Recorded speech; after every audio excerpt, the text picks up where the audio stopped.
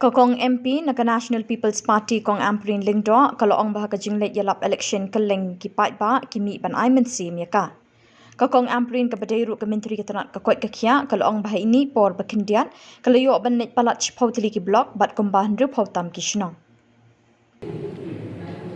On the developmental front, what are the things that are urgently required in all the 36 constituencies? Because I will have to have a schedule of work.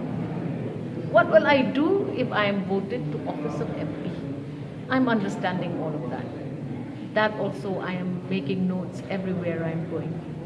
The third thing personally is to ensure that I will be able to unify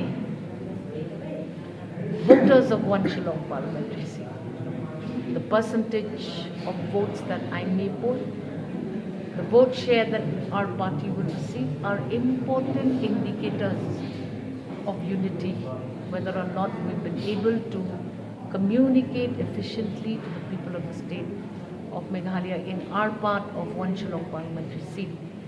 And definitely in most areas that I have gone this far, I have visited about 10 blocks. I have covered about almost 67 villages. I have touched ground, passed by. I have covered almost 1,000 odd kilometers in the last 33, 34 days that I have campaigned. And there is this feeling that an MP is a distant person from the democratic process. So I want to dispel this myth and show the people at the very beginning that I will travel, I will stay nights in your villages, I will understand the dynamics of your needs and requirements. And these are all personal agendas which have nothing to do with the broad political campaign of my party.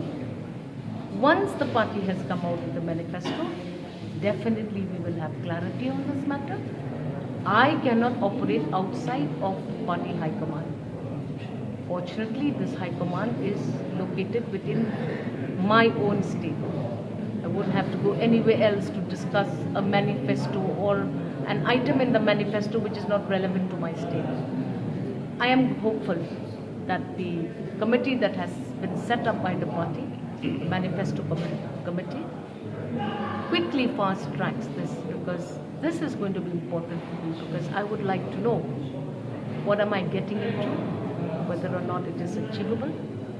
I need to give myself a timeline. I have to start functioning like an MP who is available, who is there, who is seen, who is heard. And in so many years where state has constantly been under fire, the presence of an MP becomes that much more important. And if the MP is a member of the ruling dispensation, it becomes simpler for the people to communicate accordingly. Two things.